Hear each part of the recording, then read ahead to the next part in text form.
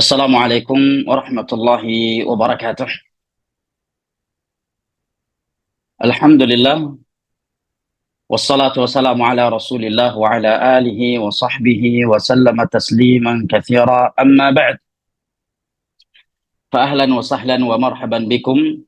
Ana ucapkan kepada semua teman-teman yang ana cintai dan muliakan, rahimani Allah wa iyyakum wa baraka fikum. Tentunya puji dan syukur selalu dan senantiasa kita panjatkan kehadirat Allah Jalla wa ala yang telah berfirman, wa in ta'uddu ni'matallahi la tuhsuha innal insana ladzalumun kafar. Dan kalaulah kalian menghitung-hitung akan nikmat Allah atas kalian, la tuhsuha, niscaya kalian tidak akan mampu menghitungnya. Innal insana ladzalumun kafar, sesungguhnya manusia itu pelaku kezaliman dan kekufuran. Maka teman-teman sekalian, sesungguhnya kita semua tidak ada yang kekurangan nikmat. Bahkan yang sebenarnya semua kita kelebihan dan kebanyakan nikmat, akan tetapi kita kurang bersyukur dan terlalu banyak kufur kepada Allah Jalla wa'ala. Oleh karenanya di dalam surat Ar-Rahman, dari awal surat hingga akhirnya, Allah Jalla wa'ala berulang kali mengutarakan kepada kita semua, فَبِأَيِّ آلَاءِ رَبِّكُمَا تُكَذِّبَانِ, nikmat Rabbmu mana lagi yang hendak engkau dustakan. Karena memang tiada di antara kita yang kekurangan nikmat.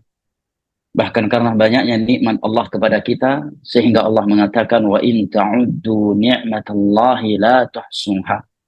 Seandainya kalian ingin menghitung-hitung akan nikmat Allah atas kalian, niscaya kalian tidak akan mampu menghitungnya.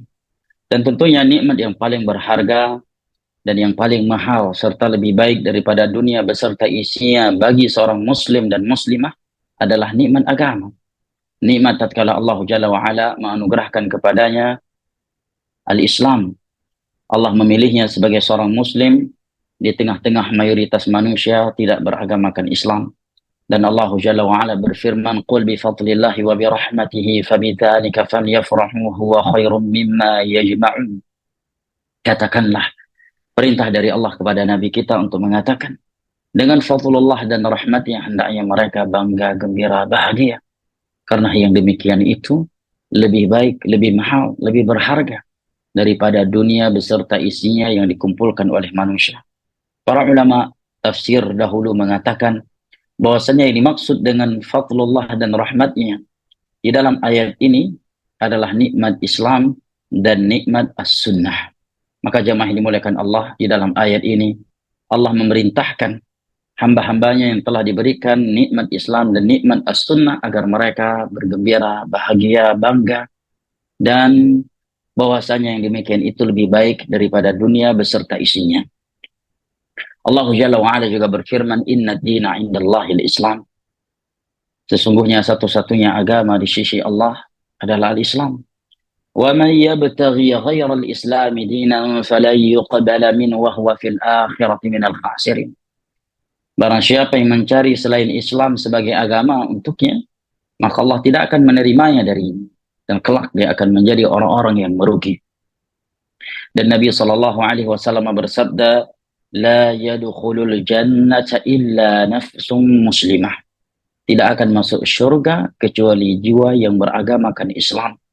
Oleh karenanya Allah Jalla wa'ala berpesan kepada kita di dalam firman-Nya, wala tamutunna illa wa antum muslimun.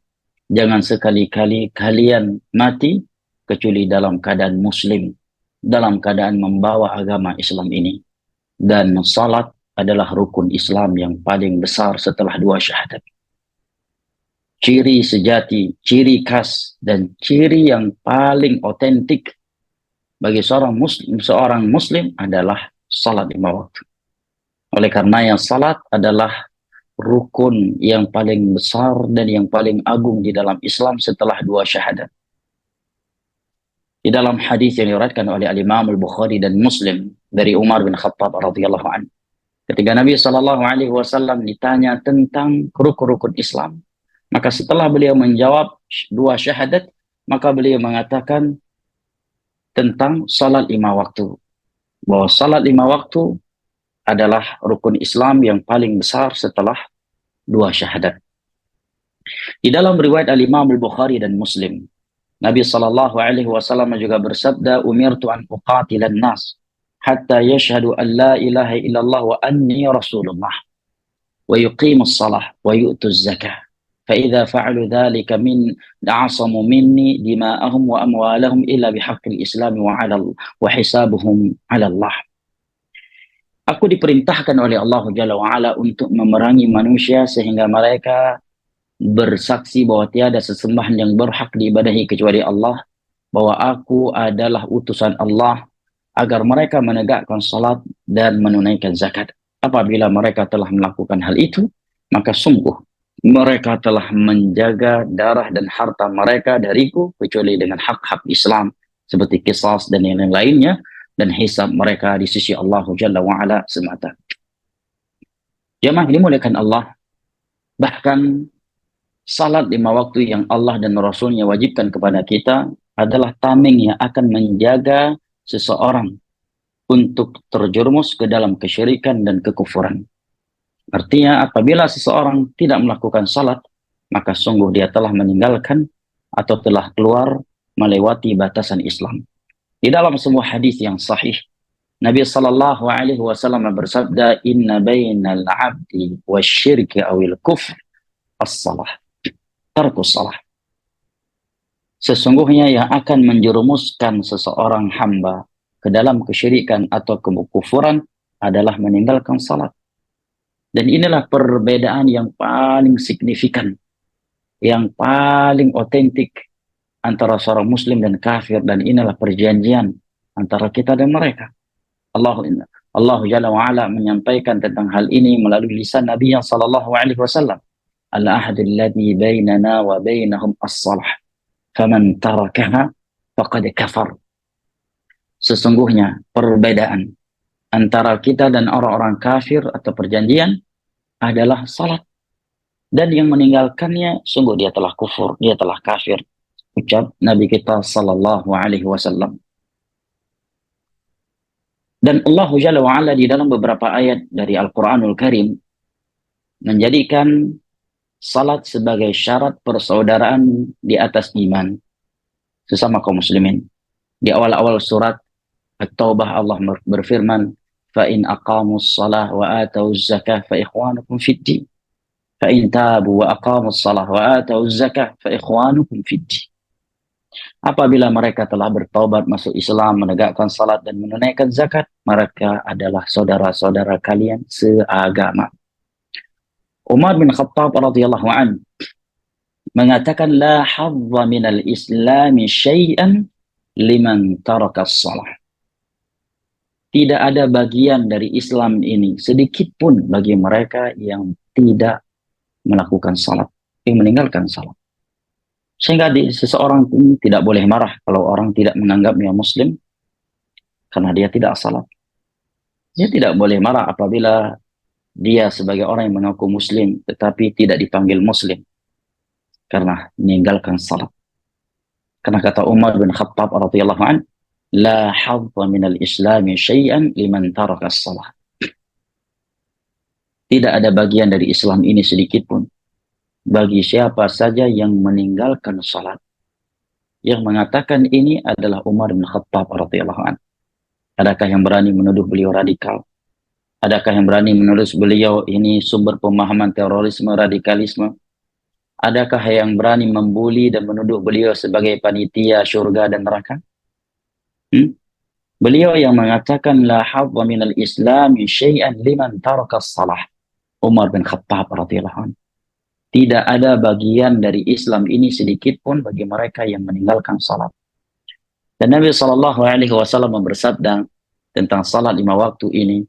Beliau mengatakan, "Wa man hafadha 'alaiha." Barang siapa yang menjaga salat 5 waktu ini, kanat lahu nuran. Kanat lahu nuran. Barang siapa yang menjaga salat 5 waktu ini, maka salat ini akan menjadi cahaya, menjadi cahaya baginya. Tetapi barang siapa yang meninggalkan salat 5 waktu ini, maka Nabi SAW mengatakan di dalam hadis yang sahih, kelak di hari kiamat dia akan dibangkitkan bersama Qarun, Haman, dan Ubay bin Khalaf. Kenapa 3 orang ini yang disebut oleh Nabi SAW secara khusus? Kita tahu Haman seorang yang memiliki kedudukan yang sangat tinggi, menterinya seorang Fir'aun.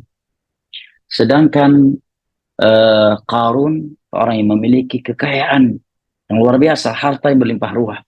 Dan karena harta dan fasilitas dunia yang dia miliki, dia meninggalkan agama Allah. Sedangkan Ubay bin Khalaf adalah pedagang, saudagar terkenal di kota Mekah saat itu. Nah, kenapa Nabi sebutkan 3 orang ini? Yang satunya memiliki jabatan, yang kedua dengan harta dan fasilitas dunia yang berlimpah ruah, dan yang ketiga dengan perdagangannya yang begitu besar. Kenapa 3 orang ini yang disebutkan oleh Nabi SAW di dalam hadis ini? Bahwasanya mereka yang tidak menjaga salat 5 waktu, mereka akan dibangkitkan dengan 3 orang ini. Kata para ulama, karena keumuman manusia yang meninggalkan salat itu sebabnya tidak lepas dari 3 perkara dunia yang dimiliki oleh mereka. Sebagian mereka meninggalkan salat demi menjaga jabatannya. Kalau pergi salat takut dicopot dan dimutasi. Sementara dia sedang rapat dengan pimpinan-pimpinannya. Padahal kita ketahui sebagian mereka tidak berani meninggalkan rapat untuk salat. Padahal semua anggota rapat dan pimpinan rapat muslim. Dan azan yang dikumandangkan pun berada di dalam kantor mereka. Tapi karena lemahnya iman, bisa-bisanya sebagian mereka tidak berani pamit untuk salat. Padahal seluruh anggota rapat muslim, pimpinan rapat juga muslim, dan suara azan didengar oleh semua mereka dan berasal dari kantor mereka sendiri. Artinya secara logika masjid dibangun di kantor mereka, tujuannya apa? Agar anggota kantor tersebut yang muslim melakukan sholat. Tetapi bisa-bisanya sebagian mereka tidak berani pergi sholat ke masjid tersebut demi menjaga jabatannya, supaya tidak dicopot, supaya tidak dimutasi. Sebagian orang meninggalkan salat karena kelalaian dan keperdayaannya dengan dunia, harta yang berlimpah ruah yang dia miliki. Karena sedang asyik menikmati dunia yang Allah berikan kepadanya, mobil mewah, rumah mewah, ya, kamar tidur yang begitu nyenyak, yang begitu nyaman, istri yang cantik jelita, dan berbagai pernak-pernik dunia yang lainnya. Dan juga sebagian mereka meninggalkan salat karena perdagangannya. Dia mulai hitung-hitung setiap kali mau salat, kalau saya tutup dagangan saya 20-30 menit untuk salat zuhur, untuk salat asar, untuk salat maghrib, untuk salat isya, berarti sangat banyak margin saya akan hilang. Dalam waktu 20-30 sampai 30 menit saya bisa mendapatkan untung di situ sampai 100.000 atau 50.000. Akan laku 5-10 bungkus nasi goreng, gorengan dan sebagainya. Berarti 50.000 omset atau margin aneh hilang karena salat zuhur. 50.000 hilang karena pergi salat asar. 50.000 lagi hilang karena pergi salat maghrib. Dan 50.000 lagi hilang karena salat isya. Ini fakta atau bukan? Fakta jemaah. Ya. Memang hari ini tidak ada ya muslim yang berani mengatakan secara tersurat bahwa rezekinya, pendapatannya akan berkurang dan hilang karena salat. Secara tersurat tidak ada yang mengatakannya. Tetapi secara tersirat inilah yang kita saksikan sehari-hari. Betapa banyak orang yang mengaku muslim. Dia berdagang dengan gerobaknya di dalam halaman masjid lagi. Ini yang kita kadang sedih melihatnya. Dia berdagang di dalam halaman masjid. Nah, customernya pun yang membeli kepada dia pun rata-rata jamaah salat di masjid itu. Tapi bisa-bisanya dia tidak berani menutup gerobak gorengan, bakso atau jualannya itu untuk salat karena khawatir marginnya akan hilang. Secara tidak langsung dia mengatakan rezeki saya akan hilang gara-gara salat. Saya batal jadi orang kaya gara-gara salat. Dagangan saya jadi nggak laku gara-gara salat. Padahal orang kafir saja Mereka menganggap diri mereka akan bahagia apabila mereka taat terhadap agama mereka sendiri. Orang kafir itu. Ya, mereka yakin semakin sering ke gereja, semakin sukses mereka di dunia ini. Tapi bisa-bisanya seorang muslim hari ini, dia menyangka semakin sering ke masjid, semakin hancur dagangannya. Semakin hilang marginnya. Semakin terancam miskin. Semakin terancam bangkrut usahanya. Ini yang tersirat dari sebagian kaum muslimin hari ini. Dan itu kita saksikan setiap hari, jemaah. Betapa banyak muslim jualan gorengan, jualan bakso, jualan ini, bubur, dan sebagainya. Di pekarangan masjid. Bagian mereka bersentuhan dengan pagar masjid. Dan mereka berharap yang akan membeli jajanan mereka adalah jamaah yang pergi atau pulang salat. Tapi bisa-bisanya mereka tidak berani menutupnya hanya dalam waktu 10-15 menit untuk salat 5 waktu. Makanya Nabi katakan mereka yang tidak menjaga salat akan dibangkitkan bersama Haman, bersama Qarun, bersama Ubay bin Khalaf. Haman, tahta jabatan yang dia miliki, telah membuatnya meninggalkan agama Allah. Qarun karena harta dan fasilitas dunia yang dia miliki telah menjadi sebab dia meninggalkan agama ini. Sedangkan Ubay bin Khalaf, seorang pedagang yang sangat besar, yang sangat terkenal, yang sangat kaya di kota Mekah di masanya. Dan karena perniagaannya itu, dia meninggalkan agama Allah. Nah, keumuman manusia hari ini yang meninggalkan salat dikarenakan 3 sebab ini atau salah satu dari 3 perkara ini. Nah, dan kalimat menjaga salat di sini kata para ulama mencakup beberapa hal. Yang pertama, melakukannya. Yang kedua, melakukan wajibat dan rukun-rukunnya. Karena ada sebagian orang salat, tetapi dia tidak melaksanakan rukun-rukun dan wajibatnya dengan sengaja. Maka dia tidak dianggap salat.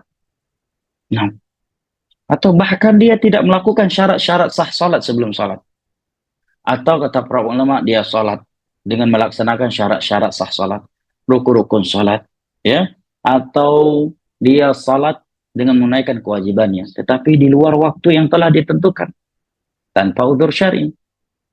Ini juga masuk dalam ancaman ini. Maka ada ayat yang berbunyi فَخَلَفَ مِنْ بَعْدِهِمْ خَلْفٌ أَضَاعُوا الصَّلَاةَ وَاتَّبَعُوا الشَّهَوَاتِ فَسَوْفَ يَلْقَوْنَ غَيًّا dalam surat Maryam.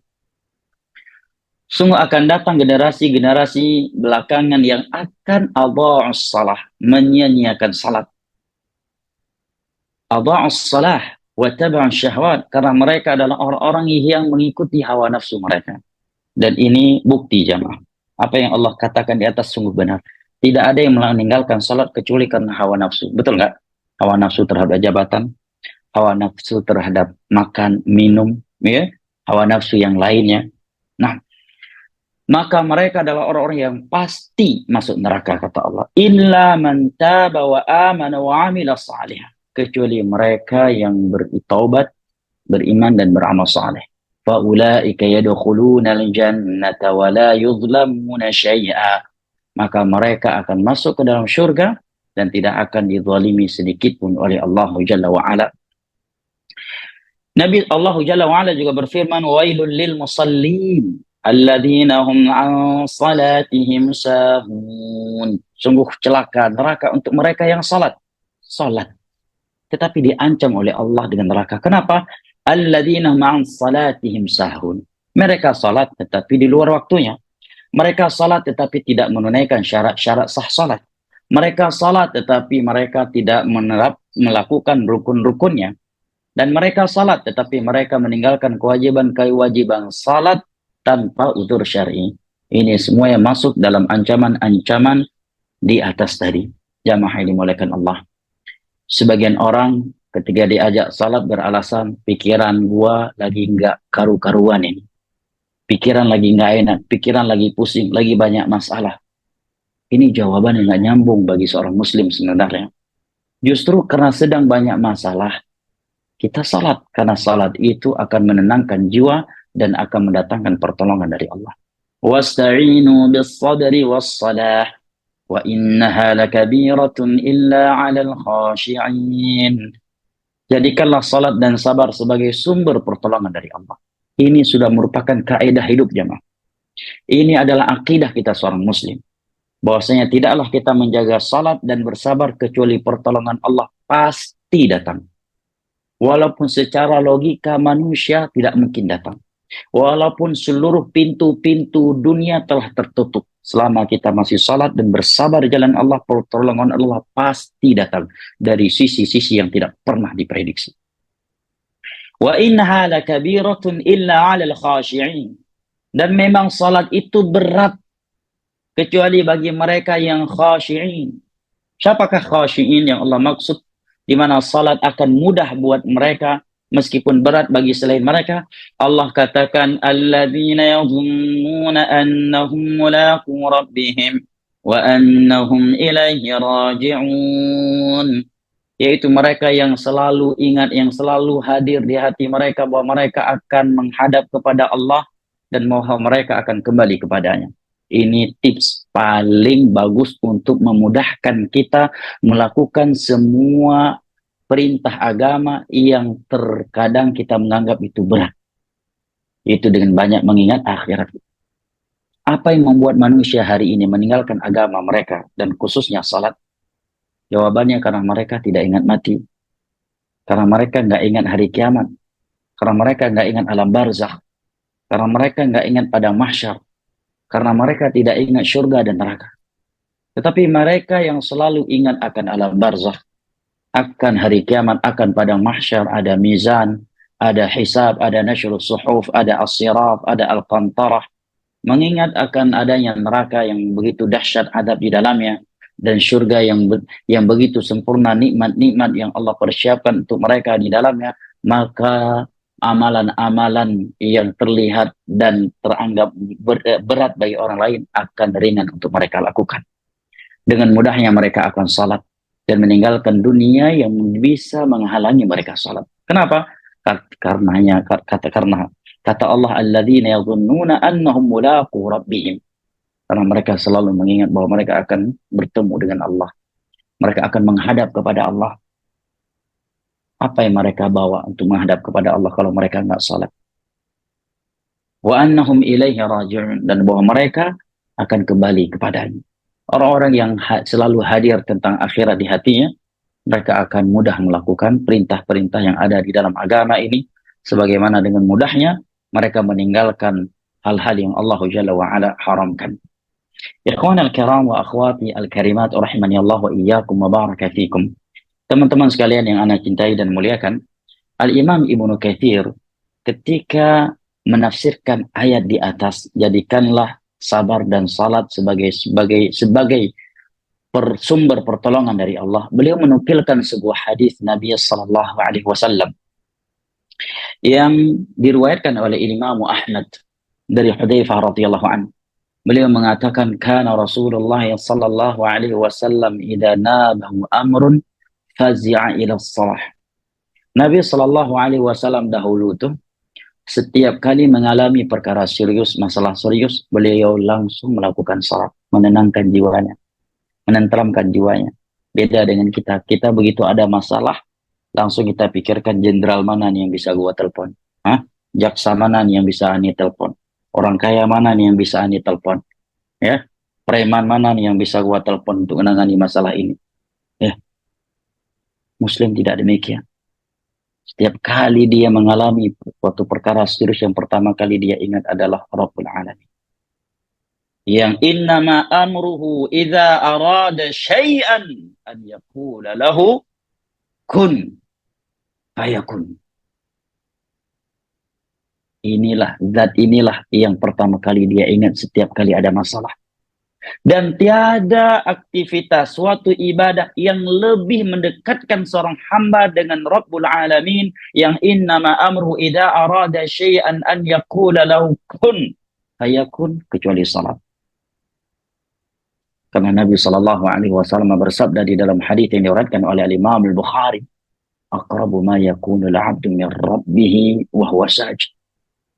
Keadaan seorang hamba yang paling dekat dengan Allah, sang penciptanya, sang penolongnya, sang pemberi rezeki, sang pembelanya, adalah ketika dia salat, ketika dia sujud.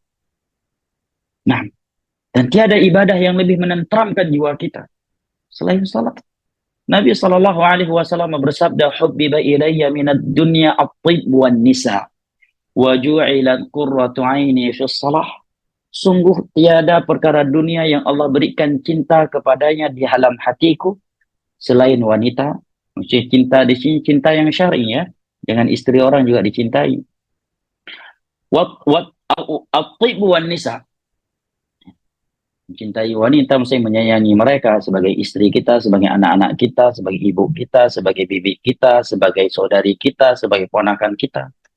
Ya, jangan salah paham, mencintai wanita, semua wanita di kantor yang dicintai. Ya.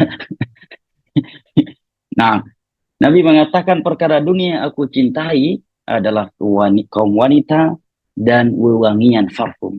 Wa ju'ilat qurratu 'aini fi shalah.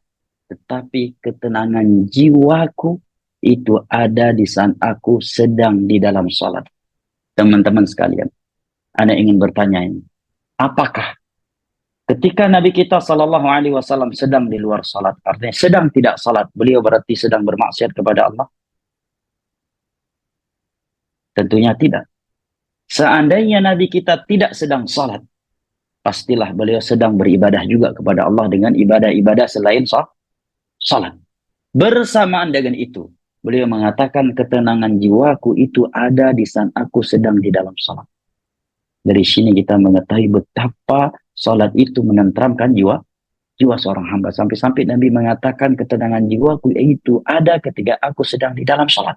Padahal Nabi kalau tidak sedang salat, beliau juga sedang beribadah kepada Allah, pada zikir, jihad, umrah, ya kan, baca Al-Quran, ya, dakwah dan ibadah-ibadah yang lainnya. Menunjukkan apa? Meskipun ibadah-ibadah lain itu bisa menenteramkan jiwa, tetapi tidak ada yang lebih menenteramkan jiwa ini daripada salat. Maka sungguh aneh dan disayangkan apabila seorang muslim tidak salat alasannya kepala lagi nggak karu-karuan ini, akhir. Ya, lagi puyeng ini, lagi banyak masalah. Justru agar masalah-masalah tersebut kelar, kita salat. Karena sedang puyenglah kita salat. Nah, karena sedang mengalami banyak perkara problem di kantor, di rumah yang hampir meledakkan kepala kita, bahkan hampir menghancurkan dada kita. Salatlah, karena dengan salat itu semuanya akan selesai. Nah, ikhwan al-kiram wa akhwati al-karimat, Nabi kita sallallahu alaihi wasallam di dalam beberapa riwayat disebutkan bahwasanya beliau ketika memerintahkan Bilal mengumandangkan iqamah, terkadang bahasa beliau bukan aqimis salah, wahai Bilal, tolong tegakkan iqamah. Bukan demikian bahasa beliau di sebagian waktu. Tetapi bahasa beliau ketika memerintahkan Bilal ibn Abi Rabah di sebagian waktu adalah, ya Bilal, arihna bis salah. Wahai Bilal, tolong tentramkan hati kami dengan salat. Maksudnya apa? Maksudnya kumandangkan iqamah. Karena dengan dikumandangkannya iqamah oleh Bilal, maka Nabi dan kaum muslimin akan salat. Dan dengan salat hati mereka akan tenang dan tentras. Nah, lihat bahasa Nabi. Luar biasa. Bahasa yang seorang hamba, lagi utusannya Allah, yang mengetahui kedudukan dan betapa tenangnya jiwa ini tatkala sedang di dalam salat. Nabi mengatakan, ya Bilal, arihna bis salah. Wahai Bilal, tolong tentramkan jiwa-jiwa kami ini dengan salat. Allahu Akbar. Maka kata para ulama, sungguh beda antara orang yang salat untuk mencari ketenangan jiwa dengan salat, dengan orang yang ingin menenteramkan jiwanya dari salat. Paham gak? Para ulama mengatakan beda. Orang yang mustarihun bis salah dengan orang yang mustarihun minas salah. Orang yang ingin menenteramkan jiwanya dengan salat, dengan orang yang ingin menenteramkan hatinya dari salat. Orang yang menenteramkan hatinya dengan salat, maka semakin di dalam salat dia semakin tenang, semakin tentram.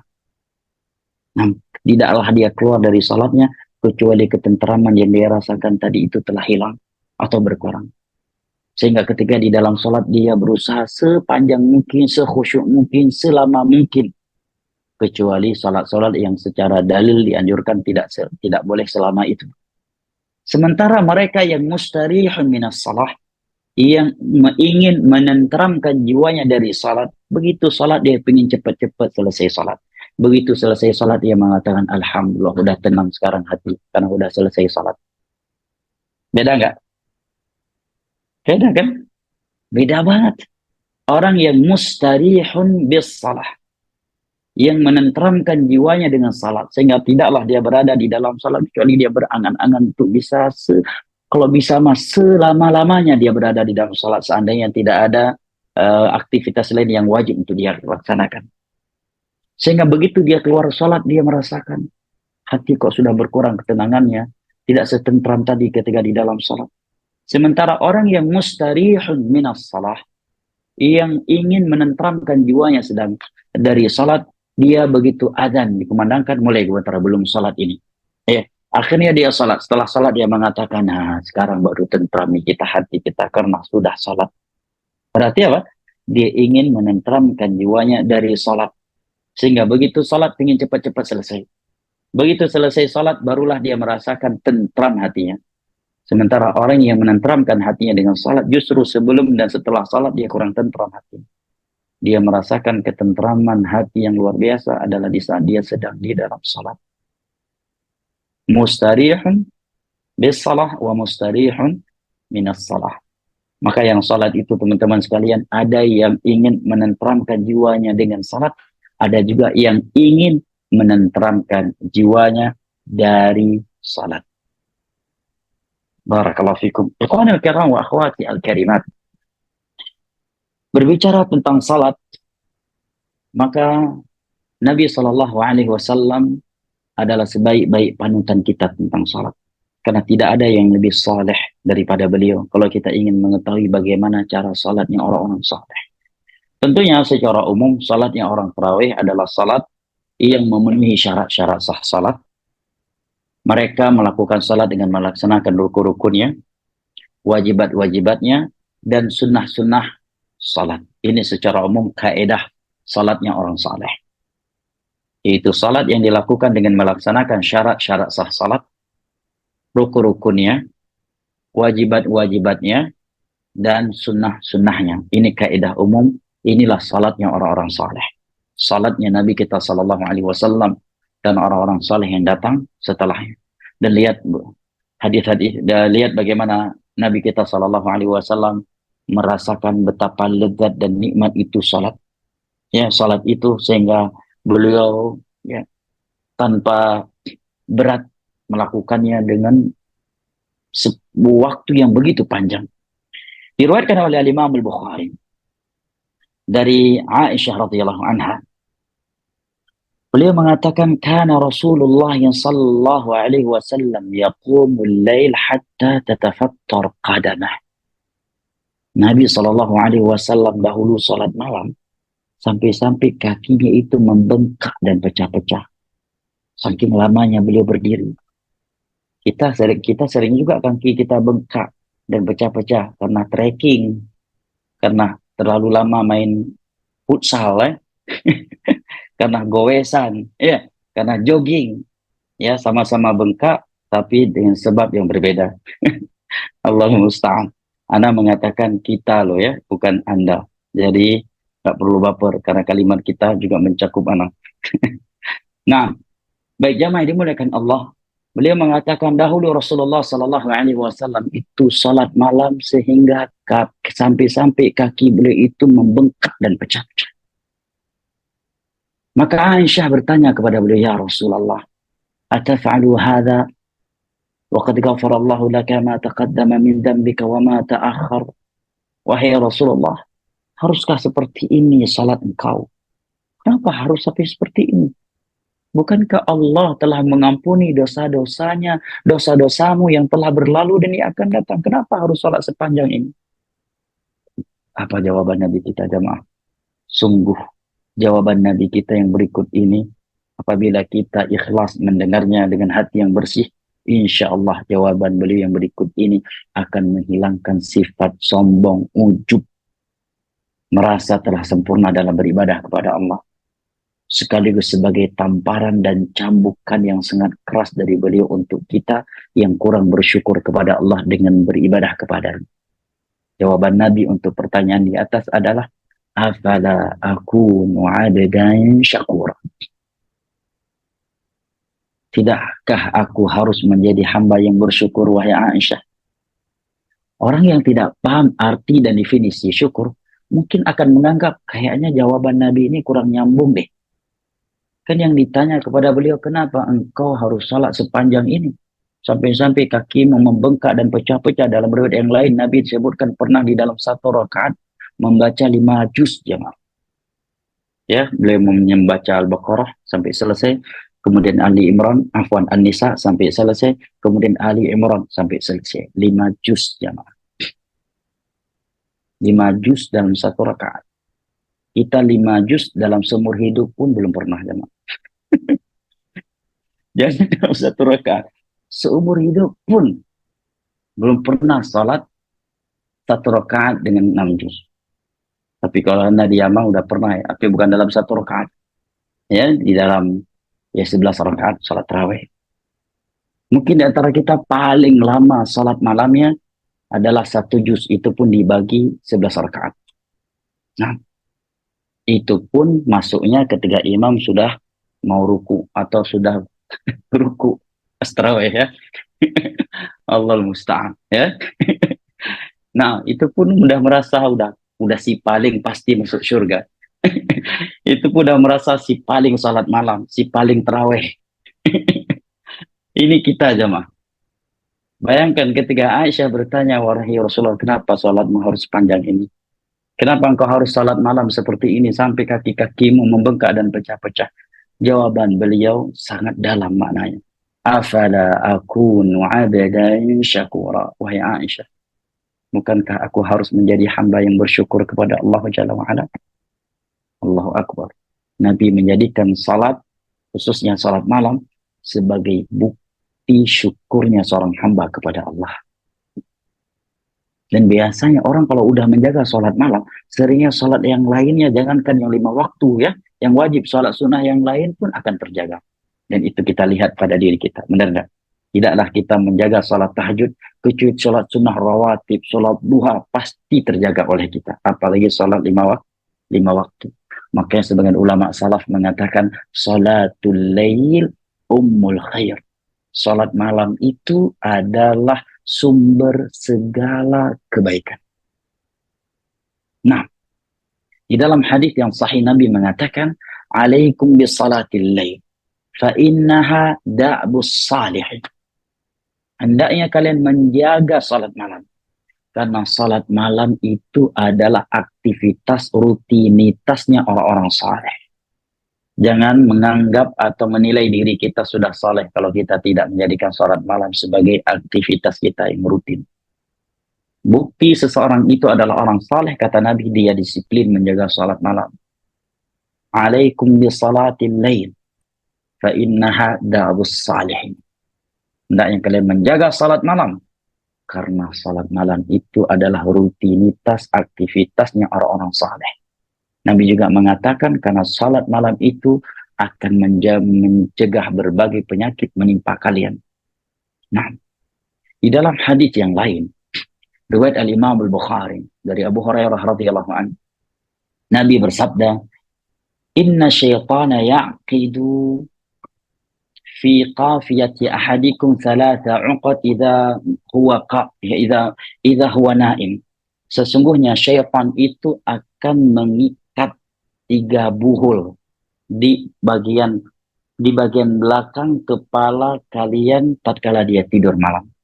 Ini wajib kita imani ya, berita gaib. Jangan sampai antum malam tidur, kemudian antum pura-pura tidur dan ingin mengetahui sudah diikat atau belum buhulnya oleh syaitan. Ya. Ini perkara gaib. Setiap kita yang tidur di malam hari, maka syaitan mengikat 3 buhul di belakang kepala kita.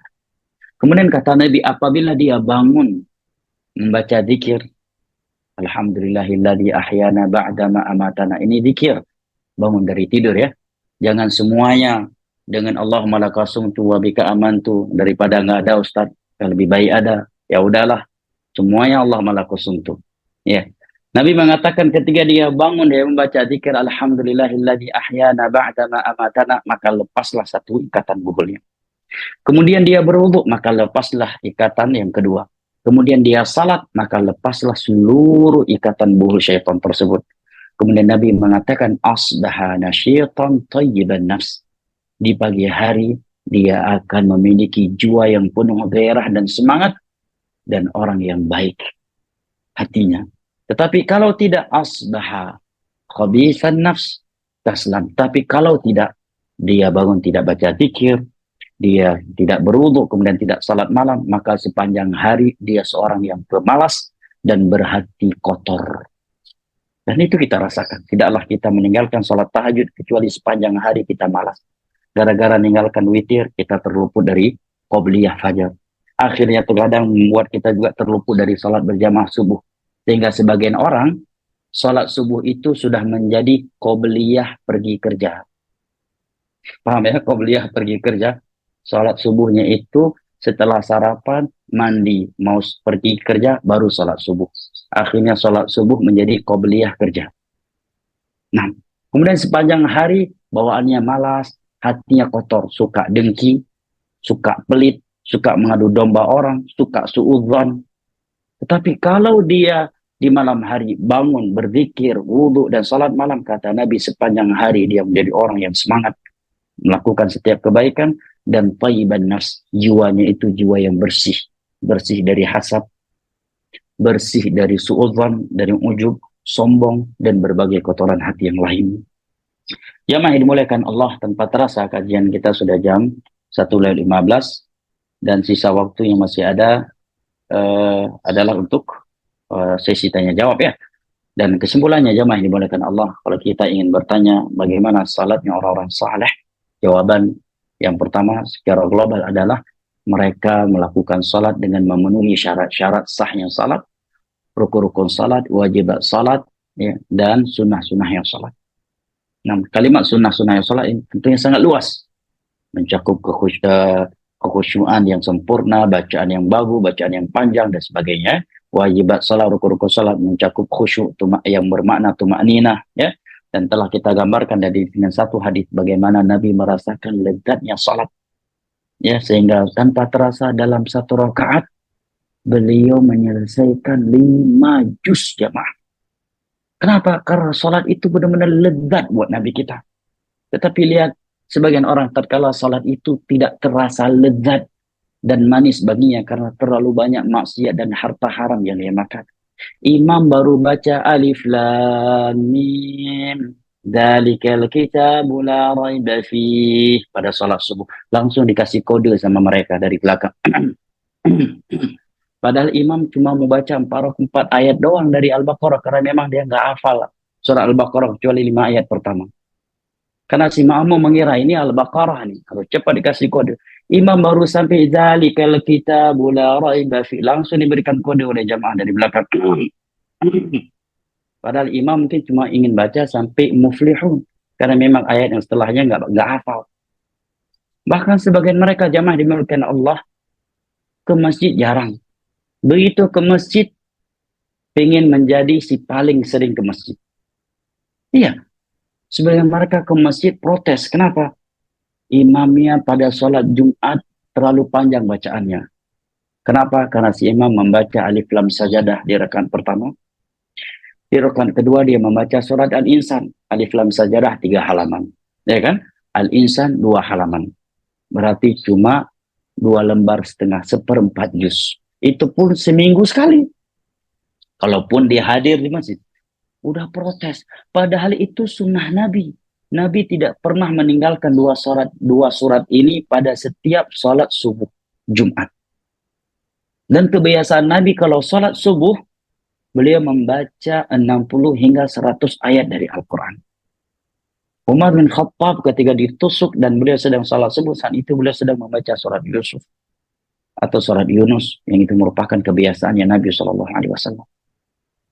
Nah, ada orang karena biasanya Jumat langganan tetap inna a'tainakal kautsar, qadarullah salat di masjid sunnah. Sama imam disikat surah alif lam sajadah dengan al-insan auto. ya seumur hidup nggak balik lagi untuk sholat subuh Jumat di situ. Kenapa? Karena dia tersiksa dengan sholat. Berbeda dengan orang yang mengetahui kedudukan sholat, dia merasa betapa sholat itu indah, lezat, dan dan manis. Maka sebagian mereka berusaha untuk tiap Ramadan tidak salat kecuali di Masjidil Haram dan Masjid Nabi. Anda punya teman-teman, mereka bukan orang-orang kaya. Maka sebagian mereka mungkin, Anda lihat gajinya UMR di Indonesia ini. Tapi mereka punya cita-cita dan program setiap 10 terakhir Ramadan salatnya di Masjidil Haram. Salat dari mulai ba'da Isya sampai menjelang buka puasa. Afwan kok menjelang buka puasa, sahur. Nah, kenapa? Karena dia sudah merasakan betapa lezatnya salat tarawih yang begitu banyak dan panjang. Apalagi di Masjidil Haram. Demikian juga beberapa teman-teman yang Anda ketahui di Indonesia ini, mereka bukan ustadz, mereka bukan santri, bahkan sehari-hari mereka bekerja dari pagi sampai sore. Begitu datang malam Ramadan, mereka mencari di mana masjid yang paling panjang bacaannya. Mereka mencari di manakah masjid, di mana salat tarawih di situ setiap malam menyelesaikan 1 juz. Tapi sebaliknya, orang yang tidak mengetahui betapa lezat dan indahnya salat, jangankan di bulan Ramadan, 2-3 hari sebelum Ramadan, dia udah baca ya di Google Map, berita info di manakah tempat masjid salat tarawih yang paling cepat. Kalau bisa mah 7 menit selesai dalam 21 rakaat. Nah, Allah musta'an. Ikhwan al-karam wa akhwati al-karimat, masih tersisa waktu kurang lebih 15 menit lagi ya. Saya persilahkan jika ada hal yang ingin ditanyakan. Barakallahu fikum.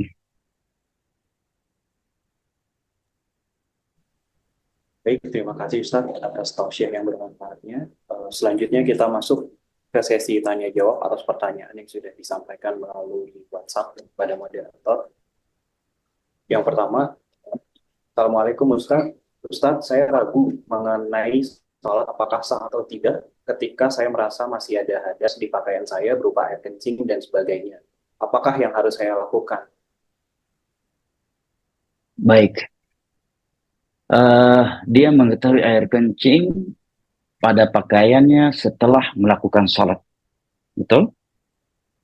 Dan dia salat dalam keadaan suci dari hadas, bukan dari najis ya.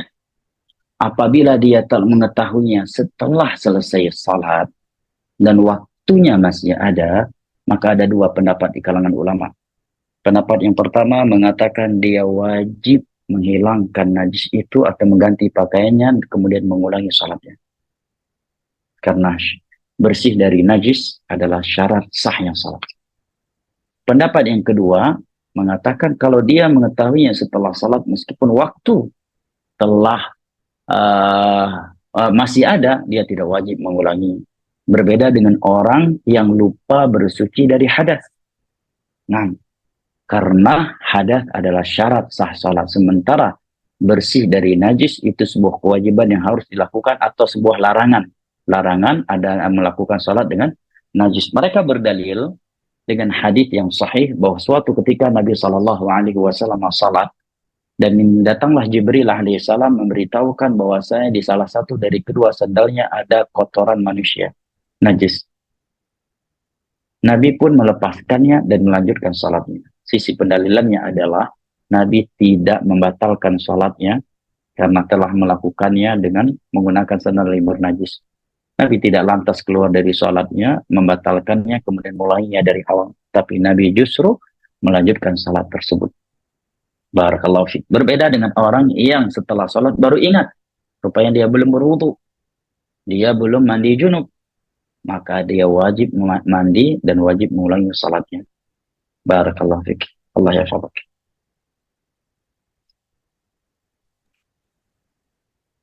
Ya, baik. Untuk pertanyaan selanjutnya, Ustaz, bagaimanakah cara mengenalkan sholat kepada anak-anak? Apakah boleh membawa anak balita perempuan ke masjid untuk ikut sholat jamaah bersama dengan ayahnya? Masya Allah, pertanyaan cukup bagus. Nah, intinya 2 pertanyaannya itu ya, bukan 1 ya. 1, cara memperkenalkan salat. Yang kedua, hukum membawa anak balita ke masjid. Saking pintar yang bertanya, 2 pertanyaan terbungkus seakan-akan menjadi 1 pertanyaan. Trik bertanya ini. Barakallahu fiik. Jawabannya akhi barakallahu fiik. terkait bagaimana cara memperkenalkan salat kepada anak, ini sangat penting. Makanya di dalam surat Taha Allah berfirman, wa'mur ahlaka bis salati wastabir 'alaiha la nas'aluka rizqan nahnu narzuquk wal 'aqibatu littaqwa. Perintahkan anggota keluargamu untuk salat dan bersabarlah engkau untuk itu. Kami tidak meminta engkau menjamin rezeki untuk mereka, tapi kamilah yang akan memberikan rezeki kepadamu dan kepada mereka. Oleh karenanya Nabi Ibrahim sebagai Nabi dan kekasih Allah dan telah diberitahukan kepada beliau bahwasanya seluruh para Nabi dan para Rasul yang akan datang Allah adalah anak turun beliau. Tetapi beliau masih berdoa kepada Allah, Rabbi ja'alni muqimas salati wa min dzurriyyati. Ya Allah, jadikanlah aku dan anak keturunanku dari hamba-hambamu menegakkan salat. Nabi loh, masih doa begini. Nah, yang berikutnya barakallahu fik. Sebaik-baik cara memperkenalkan salat kepada anak keturunan kita adalah cara yang Nabi SAW lakukan. Nabi di awal-awal Islam itu disebutkan pernah naik turun mimbar, yang melakukan salat 5 waktu dengan cara naik turun mimbar, memperlihatkan kepada mereka gerakan-gerakan salat. Juga di awal-awal Islam Nabi pernah beberapa kali melakukan salat zuhur, asar, salat sir dengan cara menjaharkan bacaannya, untuk memberitahukan kepada para sahabatnya di awal-awal Islam tersebut tata cara salat dan bacaan-bacaannya, panjang pendeknya, surat apa aja yang dibaca pada zuhur dan yang lainnya. Dan juga dengan kita praktekkan salat di depan mereka, khusus salat malam. Maka disebutkan oleh Al-Imam Al-Bukhari dari Abdullah bin Abbas radhiyallahu anhuma, beliau bercerita bahwa suatu malam beliau menginap di rumah bibi beliau bernama Maimunah yang merupakan istri Nabi kita sallallahu alaihi wasallam. Di malam hari beliau melihat Nabi salat, maka aku pun ikut salat di sebelah kiri beliau. Kemudian Nabi memegang kepalaku, kemudian memutarkan aku dari belakangnya dan meletakkan aku di sebelah kanan. Ini faedah ya. Kalau kita salat berdua, maka si makmum berdiri di sebelah kanan si imam, bukan di sebelah kiri imam dan juga bukan di belakang imam.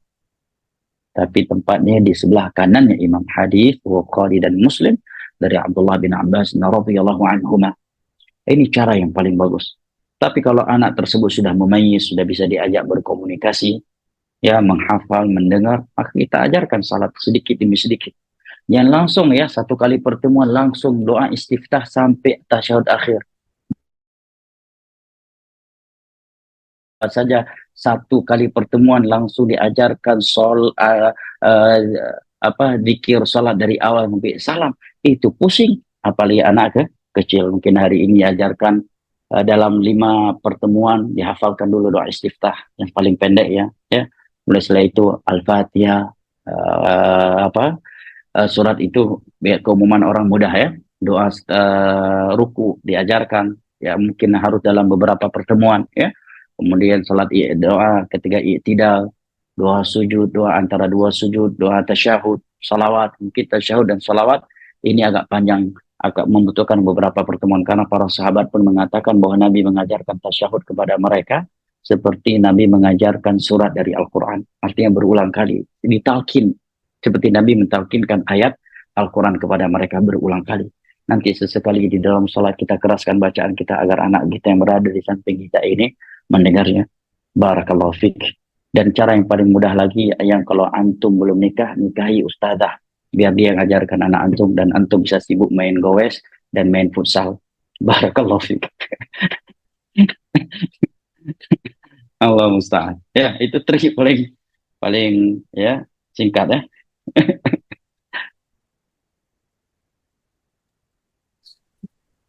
Baik Ustaz, Eh, pertanyaan selanjutnya adalah apa syaratnya boleh melakukan qasar atau meringkas rakaat salat menjadi 2? Karena terkadang kita masih merasa mampu untuk melakukan 4 rakaat. Masya Allah, pertanyaan cukup bagus.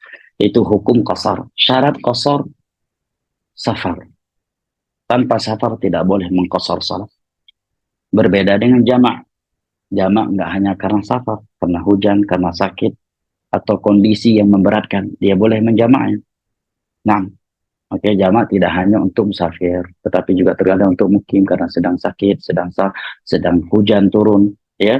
Maka imam dan makmum langsung menjamaknya sehingga nggak perlu balik lagi untuk salat isya. Nah, Sedangkan qasar syaratnya adalah safar.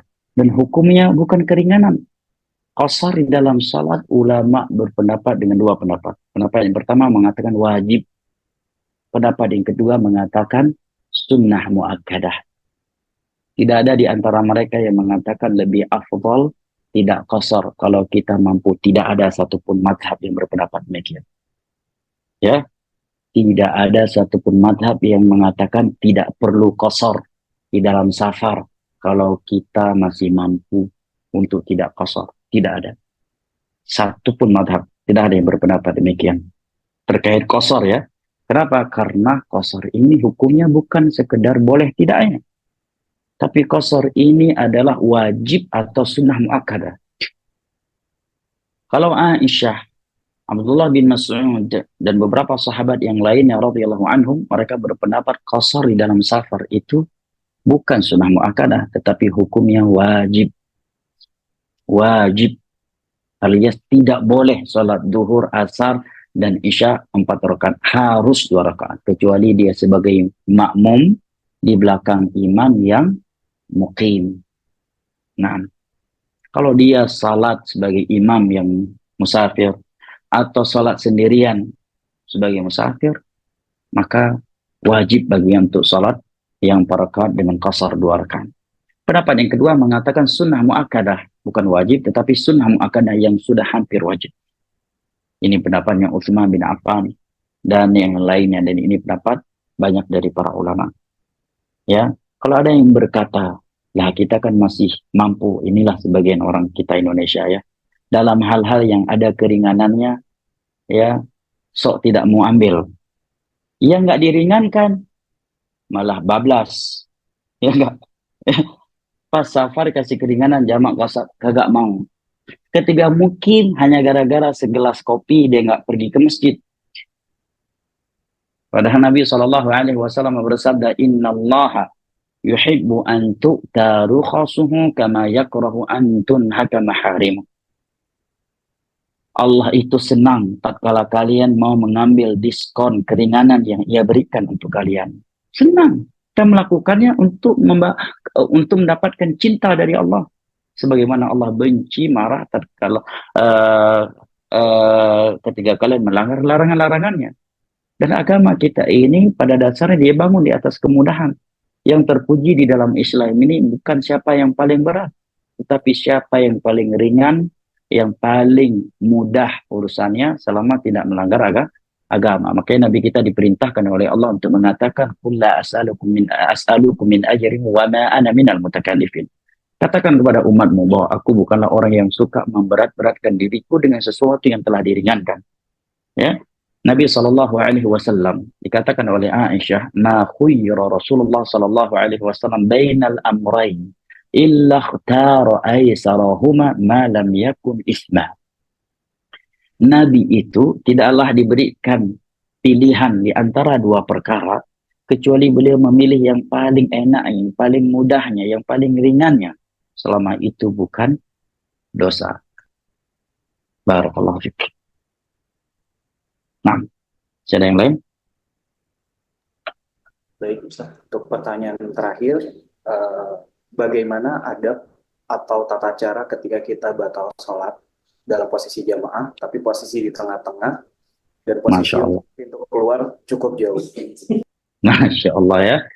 Apalagi batalnya karena kentut yang bau tapi nggak bersuara. Nah ini paling berat untuk keluar. Begitu keluar langsung ketahuan. Nah ini ya, ya kalau nggak keluar, yang lain semuanya mengira. Dan bisa ini kalau karena kentut dan semua mereka tidak tahu siapa yang kentut, saling mencurigakan, dan dia tahu, dia dosa yang luar biasa besarnya. Ya, dan dalam kaidah fikih semua mereka harus membatalkan sholatnya untuk memastikan mereka sholat di atas wudhu, karena tidak boleh sholat di atas keraguan. Nah, gara-gara dia akhirnya semua orang harus membatalkan sholatnya. Karena sholat tidak boleh dilakukan di atas keraguan-raguan dari taharah. Nah, wajib keluar. Nggak apa-apa ketahuan kentut. Banyak orang nggak malu ketahuan korupsi kok. Kok ente malu ketahuan kentut. Sedangkan kentut adalah sesuatu yang tidak ada manusia yang mampu hidup tanpanya. Nah, tata caranya dia harus langsung keluar wudu dan salat. Walaupun dia melewati saf, itu tidak terlarang selama dia tidak melewati imam. Abdullah bin Abbas pernah ketika Nabi SAW salat berjamaah di Mina, beliau jalan di depan jamaah salat dengan keledainya melewati mereka. Karena sutroh yang makmum adalah sutrohnya imam, yang nggak boleh adalah lewat di depan imam. Kalau di depan makmum tidak mengapa. Nggak apa-apa dia langsung lewat di depan mereka selama tidak menginjak kepala mereka yang sedang sujud. Nah, barakallahu fiik. Allah ya kabar.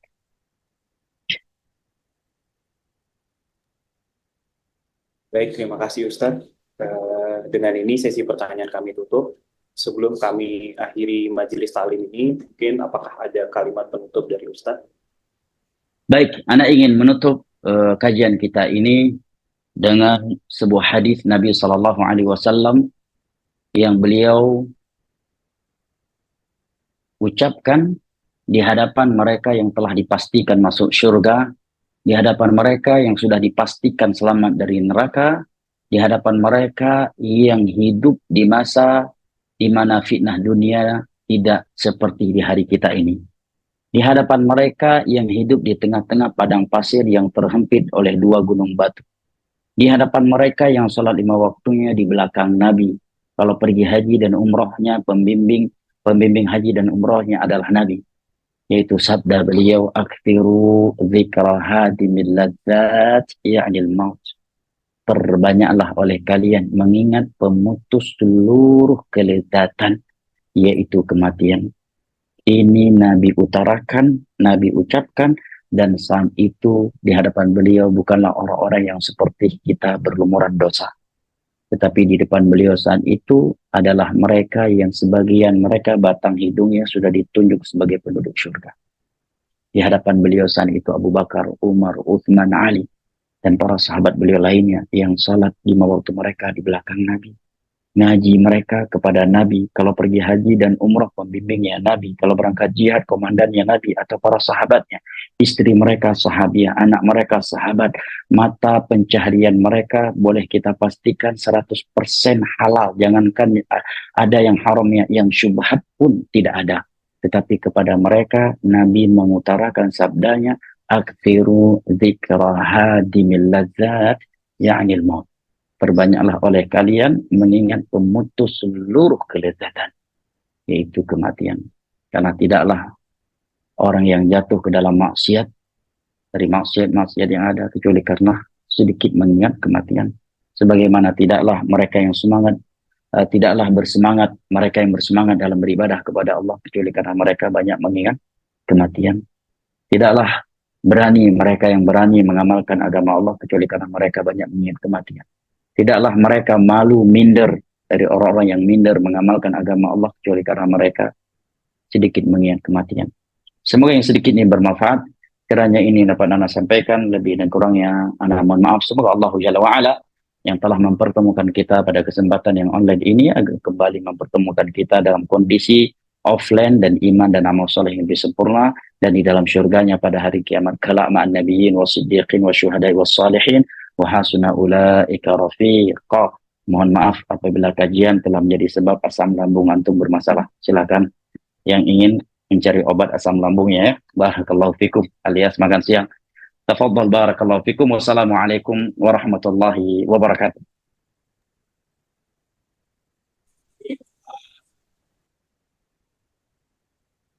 Kami ucapkan terima kasih kepada Ustadz Abu Furaihan atas ilmu dan pencerahan yang telah diberikan kepada kami semua pada siang hari ini. Semoga ini dapat menambah rasa cinta dan takwa kita kepada Allah Subhanahu wa Ta'ala. Sebelum kita akhiri, marilah kita tutup majelis taklim ini dengan doa kafaratul majelis.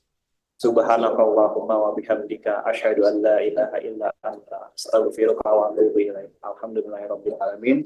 Wabillahi taufiq wal hidayah. Wassalamualaikum warahmatullahi wabarakatuh. Waalaikumsalam.